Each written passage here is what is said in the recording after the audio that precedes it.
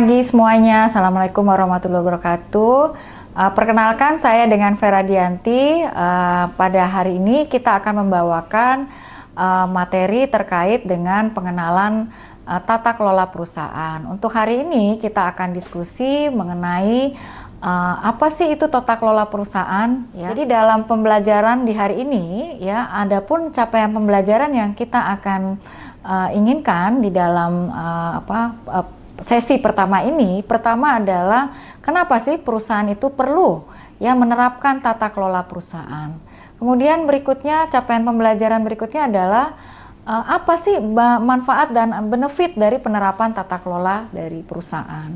Yang ketiga, kita akan melihat ya sistem tata kelola ya, one tier system versus dengan two tier system ya, dan yang mana yang memang sebagian besar itu diterapkan di dalam praktek tata kelola perusahaan di Indonesia. Dan yang keempat, kita akan juga mempelajari organ dari tata kelola perusahaan. Kita akan masuk kepada baru-baru ini mungkin kenapa perusahaan terkait ya dengan kasus-kasus yang ada ya, yang terjadi ya, yang sebenarnya ini akan merugikan beberapa stakeholders ya. Mungkin bapak dan ibu-ibu dan rekan-rekan semua ya sering mendengar ya beberapa kasus perusahaan akhir-akhir ini ya dalam beberapa tahun terakhir ini ya. Kasus Jiwasraya, ya, kemudian kasus Timah, Asabri, dan sekarang juga Taspen, ya. Jadi siapa sih yang dirugikan dalam hal ini? Yang dirugikan adalah ya stakeholders, ya. Jiwasraya, ya, banyak nasabah-nasabah ya yang dirugikan terkait dengan kasus ini, ya. Kemudian Timah, ya, ini bukan lagi sekedar merugikan perusahaan, ya, tapi juga bicara dengan terkait dengan lingkungan, ya, lingkungan yang di sekitar di pertambangan tersebut, ya, berapa biaya yang nantinya harus dikeluarkan kembali untuk recovery, ya, terkait dengan lingkungan setempat. Kemudian juga kasus Asabri, ya, ini sama, ya, kasusnya yang juga cukup merugikan beberapa nasabah, ya. Nah, kenapa sih bisa terjadi seperti itu? Ya, sebenarnya apakah ada masalah ya dalam pengelolaan perusahaan? Ya, nah itu yang akan kita lihat ya. Jadi ibaratnya tata kelola perusahaan ini adalah gimana kita menjalankan perusahaan itu pada tempatnya. Jadi ibarat kayak kereta api itu jalan pada relnya.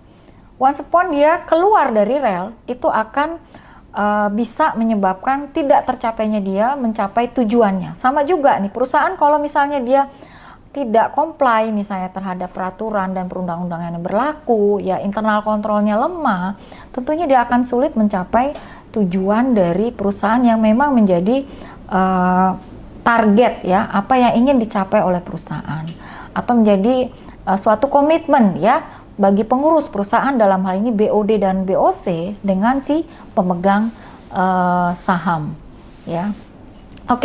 Tujuan perusahaan ya intinya adalah bagaimana ya dewan komisaris beserta direksi ya. Dewan komisaris ini adalah sebagai pengawas dan penasehat direksi, dan direksi ya itu merupakan pimpinan dan juga dia yang mengelola perusahaan ya.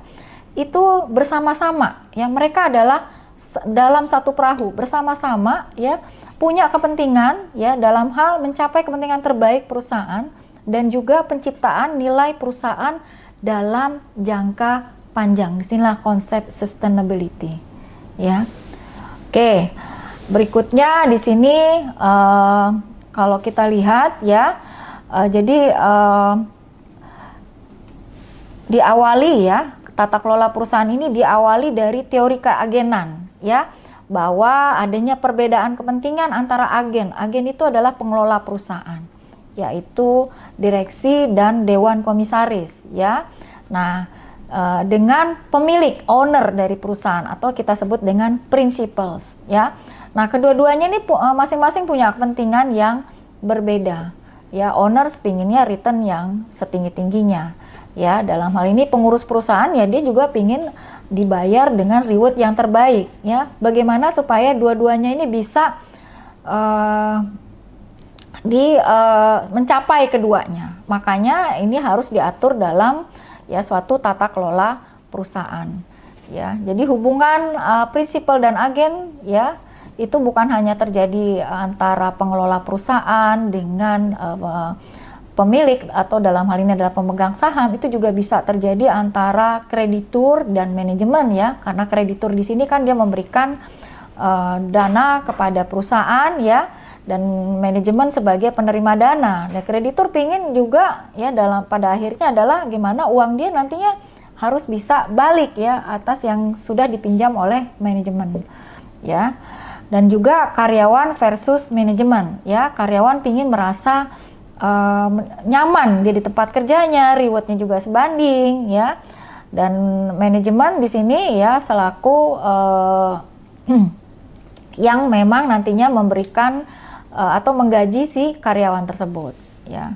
Nah jadi pada dasarnya nih ya tata kelola perusahaan itu merupakan suatu structure dan proses yang digunakan ya untuk mengarahkan dan mengelola usaha ya, untuk mencapai kemajuan usaha dan akuntabilitas ya dari suatu institusi atau korporasi, dengan tujuan akhir adalah gimana supaya kita bisa ya meningkatkan ya nilai atau value dari perusahaan, dan tentunya ya kekayaan dari si owners, dalam hal ini adalah pemegang saham, secara berkelanjutan ya, dengan memperhatikan ya kepentingan dari pemangku kepentingan lainnya atau stakeholders lainnya ya. Ini saya ambil definisi dari KNKG tahun 2021 ya. Dan juga dari governance ini atau tata kelola perusahaan ya, itu untuk mengarahkan dan mengendalikan perusahaan demi tercapainya tujuan perusahaan ataupun organisasi ya. Ada 4 pilar tata kelola perusahaan. Saya ambil di sini dari KNKG tahun 2021 yang dikeluarkan oleh KNKG tahun 2021 ya. Jadi singkatannya adalah ETAK ya. Yang pertama adalah perilaku beretika atau etika ya. Di sini dalam perilaku beretika ini ya, ini pertama adalah nilai jujur ya, kemudian bagaimana kita respect kepada satu sama lainnya ya, kemudian kewajaran, kesetaraan, serta independensi ya.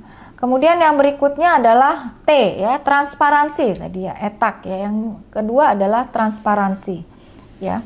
Nah, transparansi ini adalah dalam hal bagaimana perusahaan menyediakan informasi yang material dan relevan ya. Kemudian juga harus bisa mudah diakses ya. Dan yang jelas mudah dipahami juga oleh pihak-pihak yang berkepentingan ya. Dan salah satunya adalah investors ya, terutama untuk informasi yang material ya dan relevan sebagai dasar mereka dalam pengambilan suatu keputusan ya. Yang berikutnya adalah A ya, akuntabilitas ya, atau bahasa Inggrisnya accountable ya. Apa sih akuntabilitas ini ya? Ini mempertanggungjawabkan kinerjanya secara transparan dan wajar. Jadi para pengelola perusahaan ini pada akhirnya harus mempertanggungjawabkan kinerjanya secara transparan dan wajar ya. Biasanya itu nanti di 3 bulan ya setelah akhir tahun ya, itu ada pertanggungjawaban ya mereka pada pemegang saham ya. Kita kenal mekanismenya dalam RUPS ya.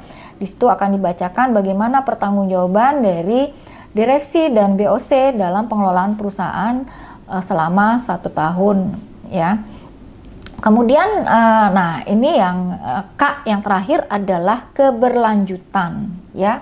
Jadi keberlanjutan ini adalah mematuhi peraturan perundang-undangan serta berkomitmen melaksanakan tanggung jawab ya, baik terhadap masyarakat dan lingkungan ya. Mungkin dulu istilahnya adalah tarif ya.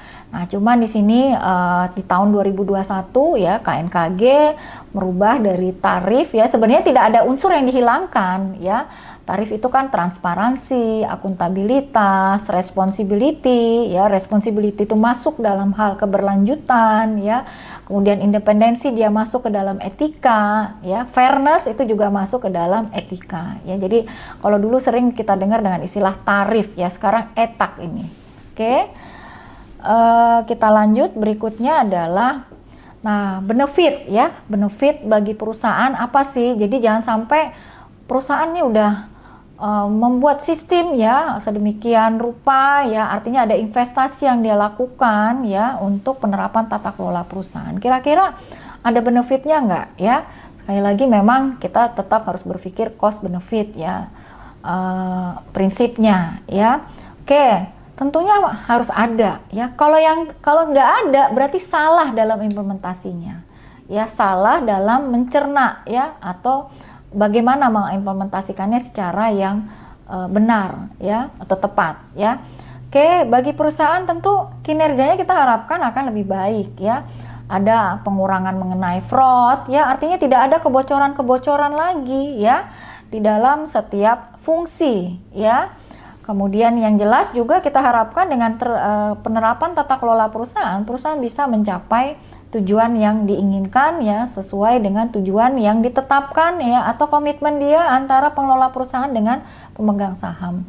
Kemudian juga meningkatkan kesempatan mendapatkan dana sumber dari eksternal ya, tentunya artinya kalau reputasi makin bagus ya, orang akan lebih mudah ya memberikan dana ya, artinya kita bisa terpercaya. Biaya modal juga diharapkan lebih murah ya.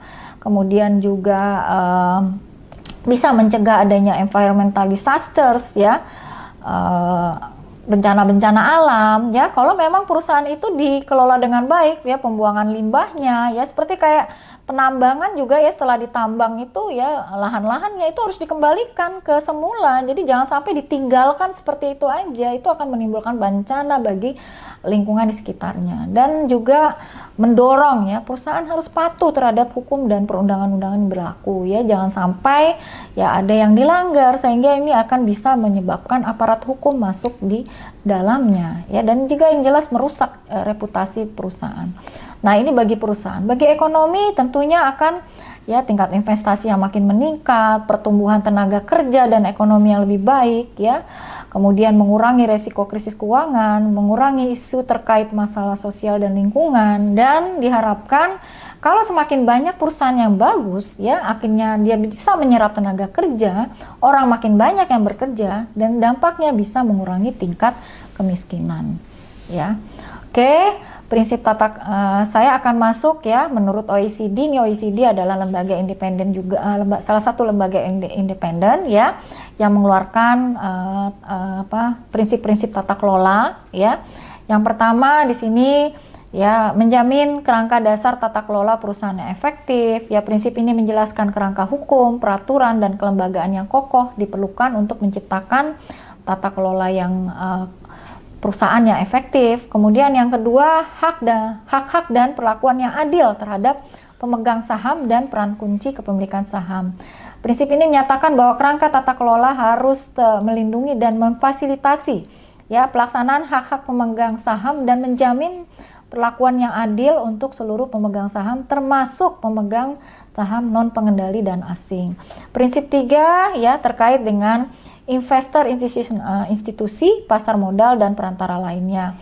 Prinsip ini menyatakan bahwa kerangka tata kelola korporat seharusnya dapat menyediakan insentif yang tepat bagi semua pihak dan rantai investasi serta mendorong pasar modal berfungsi sedemikian rupa agar dapat berkontribusi dalam penerapan tata kelola perusahaan yang baik atau good corporate governance ya. Keterbukaan dan transparansi ya, di sini kerangka tata kelola harus memastikan keterbukaan informasi yang tepat, akurat ya dalam segala hal yang material termasuk kondisi keuangan perusahaan, kinerja kepemilikan dan tata kelola korporat. Prinsip kelima di sini adalah tanggung jawab board ya. Di sini dikaitkan dengan tanggung jawab dari Dewan Komisaris dan Direksi. Ini yang nanti akan kita bahas detailnya di pertemuan berikutnya. Dan prinsip keenam bicara keberlanjutan dan resiliensi ya, kebertahanan ya. Kerangka tata kelola perusahaan harus dapat memastikan untuk memberikan insentif bagi perusahaan dan investors ya dalam pengambilan keputusan dan mengelola risiko mereka ya, sehingga mereka bisa memastikan bahwa perusahaan ini tetap bisa survive ya dalam kondisi apapun ya, dan juga bertahan ya, dan kebertahanan perusahaan. Oke, Berikutnya di sini kalau kita lihat ya, jadi kalau tadi kita lihat dari prinsip governance ya dari OECD. Nah, di Indonesia sendiri di sini ya ada lembaga yang mengeluarkan prinsip-prinsip dalam pedoman umum tata kelola perusahaan ya. Kita sebut dengan prinsip-prinsip dalam pedoman umum governance corporate Indonesia. PUKI ya tahun 2021 ya. Sebenarnya hampir sama kalau kita lihat ya dengan kaitannya dengan si prinsip yang dikeluarkan oleh OECD ya. Jadi di sini mulai dari ada 3 hal ya, fungsi pengurusan dan pengawasan perusahaan ya terkait dengan BOD dan BOC, direksi dan dewan komisaris ya, mulai disinggung mengenai peran dan tanggung jawab direksi dan dewan komisaris, komposisi dan remunerasi direksi dan dewan komisaris ya, hubungan kerja antara direksi dan dewan komisaris. Kemudian yang berikutnya adalah proses keluaran yang dihasilkan oleh direksi dan dewan komisaris. Ini proses ya, yang terkait dengan perilaku etis ya, bagaimana penerapan manajemen resiko, pengendalian internal dan sistem kepatuhan di dalam perusahaan, dan juga bagaimana implementasi dari pengungkapan dan transparansi ya di dalam pengelolaan perusahaan. Nah, yang ketiga itu terkait dengan penerima manfaat ya dari pelaksanaan governance korporat ya atau tata kelola perusahaan, yaitu terkait dengan hak-hak dari pemegang saham dan juga hak-hak dari pemangku kepentingan ya atau stakeholders lainnya. Oke. Nah, tujuan atau LO berikutnya ini terkait dengan sistem ya, governance ya, one tier versus two tier ya. Nah, one tier ini banyak dipakai di negara Anglo-Saxon ya, seperti US, Inggris, Kanada dan Australia ya. Di sini terdapat satu board ya, BOD ya, yang terdiri dari direktur eksekutif, di mana direktur eksekutif ini bertanggung jawab untuk kegiatan perusahaan sehari-hari ya, dan juga BOD ini selain direktur eksekutif ada juga direktur non eksekutif. Nah, direktur non eksekutif ini terlibat dalam pembuatan kebijakan strategis perusahaan dan dia melakukan pengawasan terhadap si tim eksekutif ya. Jadi di sini adalah one tier ya, satu tier, satu lapis lah istilahnya. Nah, di kita ya ada satu lagi namanya two tier system. Nah, ini banyak dipakai di negara Eropa ya. Salah satunya kita mengadop sistem tersebut di Indonesia ya. Nah, bahwa dipisahkan nih antara fungsi eksekutif ya dan fungsi pengawasan ya. Di sini fungsi eksekutifnya adalah direksi ya, executive board ya, dengan tier yang berbeda dengan fungsi pengawasan yang dilakukan oleh dewan komisaris. Jadi tidak ada fungsi rangkap di sini. Jadi dewan komisaris bicara dengan fungsinya dia sebagai supervisory board. Direksi bicara dia sebagai ya pengelola perusahaan atau executive board ya. Oke, itu berikutnya adalah kita akan melihat ya mengenai organ dari perusahaan ya, tata kelola perusahaan ya. Nah, jadi ada prinsipnya, ada yang utama tuh ada 3 ya. Yang paling tinggi itu adalah RUPS ya, Rapat Umum Pemegang Saham. Ini adalah organ tertinggi yang memiliki wewenang ya yang tidak diberikan kepada direksi ataupun dewan komisaris dalam batas yang ditentukan dalam undang-undang atau anggaran dasar. Jadi RUPS ini adalah keputusan yang tertinggi ya, yang ada di dalam sistem tata kelola perusahaan ya. Kemudian yang berikutnya adalah organ yang berikutnya adalah dewan komisaris ya, di mana di sini merupakan organ perusahaan ya yang bertugas melakukan pengawasan sesuai dengan anggaran direksi serta memberikan nasihat kepada direksi. Dan yang ketiga adalah direksi tersendiri ya, organ perusahaan yang berwenang dan bertanggung jawab penuh atas pengurusan dari perusahaan. Yang terakhir di sini bahwa ya penerapan governance ini tentunya ya harus ada payungnya ya, payung hukumnya ya. Yang pertama payung hukumnya adalah tentunya Undang-Undang PT nomor 40 tahun 2007 ya.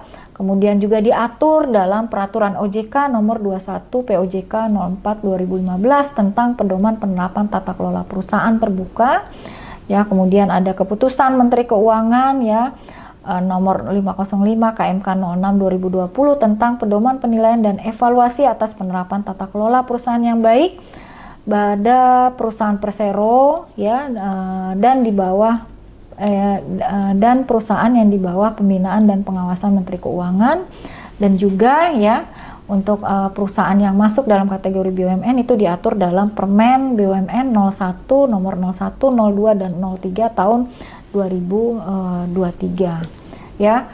Oke, itu yang bisa saya sharing ya di pertemuan 1 ya. Nah, ini yang saya pakai, ada beberapa daftar referensi baik dari OECD tahun 2023, kemudian KNKG ya, peraturan POJK, undang-undang PT ya, ada juga buku menjadi literatur buku Malin ya, Corporate Governance edisi ke-6, dan juga jika ingin membaca dalam buku bahasa Indonesia, ini ada keluaran dari Prof. Siddhartha Utama dan teman-teman ya, yang berjudul Tata Kelola Korporat di Indonesia, Teori, Prinsip, dan Praktek, yang dikeluarkan oleh dengan penerbit Salemba 4. Terima kasih.